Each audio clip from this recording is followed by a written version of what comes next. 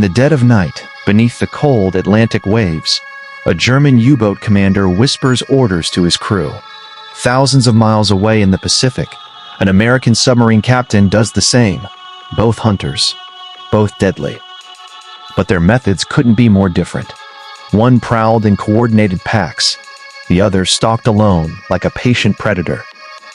The outcome of World War II hung in the balance, and these underwater warriors would help decide which doctrine would reign supreme.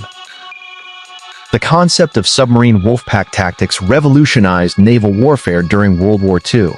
But the story of how Germany and America approached submarine warfare reveals two completely opposite philosophies. The Germans, fighting against the massive Allied convoy system in the Atlantic, developed the ruthless Rudel tactic, or Wolfpack tactics. Meanwhile, American submariners in the Pacific Ocean adopted a strikingly different approach, one that would prove devastatingly effective against Imperial Japan. Let's dive deep into the German Wolfpack doctrine first. Admiral Karl Dönitz, the mastermind behind Germany's U-boat campaign, understood a fundamental problem. A single submarine attacking a heavily defended convoy was like a lone wolf attacking a herd of buffalo surrounded by armed hunters. The odds were terrible. But what if multiple submarines coordinated their attacks? What if they could overwhelm the escorts and strike from multiple directions simultaneously? Dönitz's Wolfpack tactics were born from this strategic necessity. The German approach involved patrol lines of U-boats spread across known convoy routes in the Atlantic. When one U-boat spotted a convoy, it wouldn't attack immediately. Instead, it would shadow the target, radioing position reports back to U-boat headquarters in France. Dönitz and his staff would then vector other submarines toward the convoy, assembling a pack of anywhere from 8 to 20 U-boats. The attack itself was choreographed chaos. U-boats would gather around the convoy like wolves circling prey, waiting for nightfall. Under cover of darkness, they would launch coordinated surface attacks from multiple directions. The convoy escorts would be overwhelmed, unable to defend every angle simultaneously. Torpedoes would slam into merchant ships carrying vital supplies to Britain. Oil tankers would explode in massive fireballs. Cargo vessels would break apart and sink within minutes. This doctrine had several key advantages. First, it maximized the effectiveness of Germany's limited submarine force. Second, it overwhelmed convoy defenses through sheer numbers. Third, surface night attacks negated the Allies' early sonar advantage, as sonar was designed to detect submerged submarines. The Wolfpacks were terrifyingly effective during what submariners called the happy time, sinking hundreds of thousands of tons of Allied shipping. But the German Wolfpack doctrine also had critical weaknesses. Constant radio communication to coordinate attacks made U-boats vulnerable to Allied direction-finding equipment. British intelligence could intercept these transmissions, plot U-boat positions, and reroute convoys. The centralized command structure meant that if communications were disrupted, the entire pack became disorganized. Additionally, Wolfpack tactics required U-boats to operate on the surface where they were vulnerable to aircraft, and as Allied air power increased, this became a death sentence.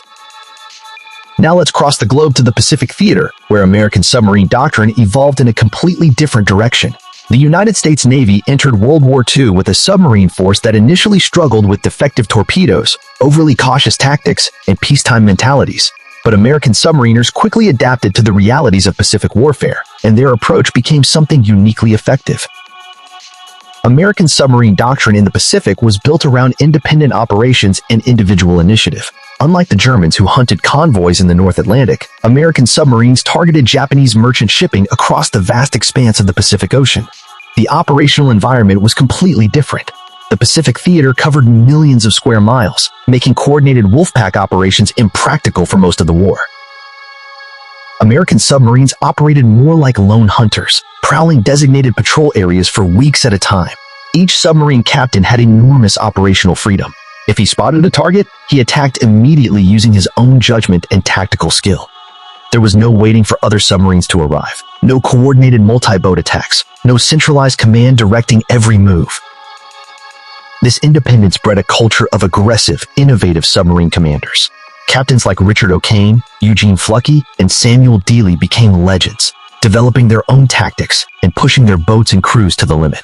They would penetrate heavily defended harbors, attack convoys in shallow water, and even use their deck guns against shore installations. The American approach had distinct advantages in the Pacific environment. Radio silence meant Japanese direction-finding equipment couldn't track American submarines. Individual captains could exploit fleeting opportunities without waiting for approval or coordination. The decentralized approach meant that if one submarine was lost, it didn't compromise an entire group's operations. American submariners developed expertise in their patrol areas, learning current patterns, enemy routes, and optimal attack positions. American submarines also benefited from superior technology as the war progressed. Once torpedo problems were finally solved in late 1943, American subs became incredibly lethal. They had longer range, better habitability for extended patrols, superior radar, and eventually, excellent fire control computers. The fleet submarines like the Gado and Balao classes were technological marvels compared to most other nations' boats. But Americans did experiment with coordinated tactics, particularly later in the war. These weren't true Wolfpacks in the German sense, but rather small groups of 2 or 3 submarines operating together. These coordinated patrol groups, often called Wolfpacks in American sources, though they functioned differently, allowed submarines to cover more area and provide mutual support. The key difference was that American coordinated groups maintained operational flexibility. If submarines were hunting together and one spotted a target, it could attack independently without elaborate coordination. The groups communicated minimally, maintained radio silence except when absolutely necessary, and each captain retained tactical freedom.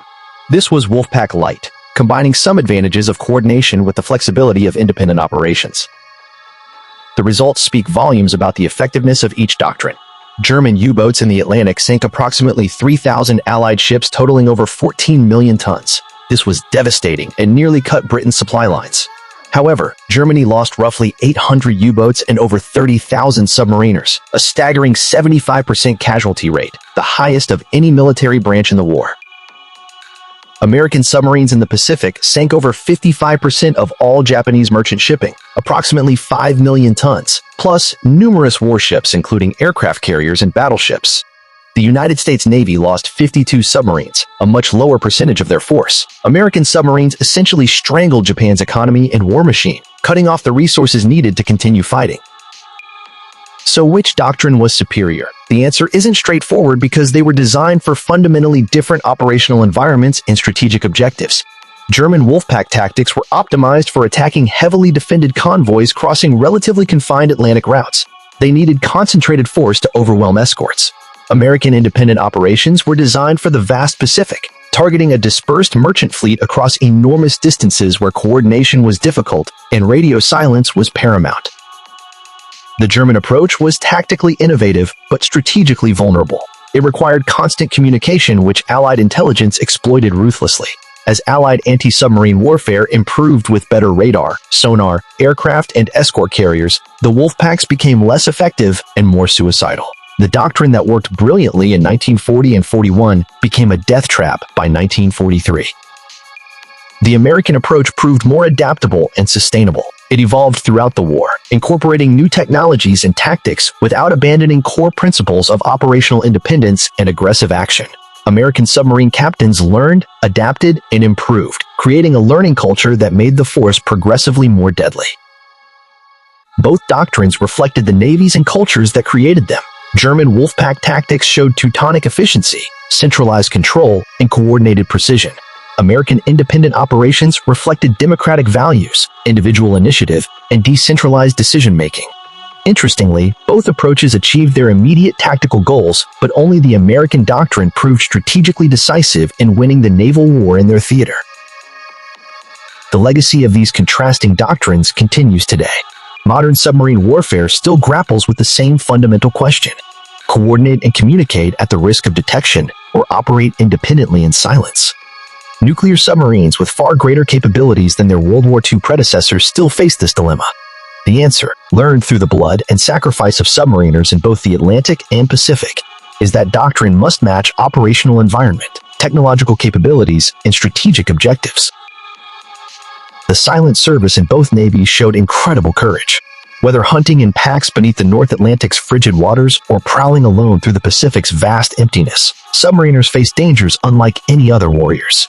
They fought in steel tubes, surrounded by crushing pressure in hostile oceans, knowing that one mistake, one depth charge, one torpedo malfunction could mean death for the entire crew. Both German and American submariners earned the respect of history, even as their opposing doctrines determined the fate of nations.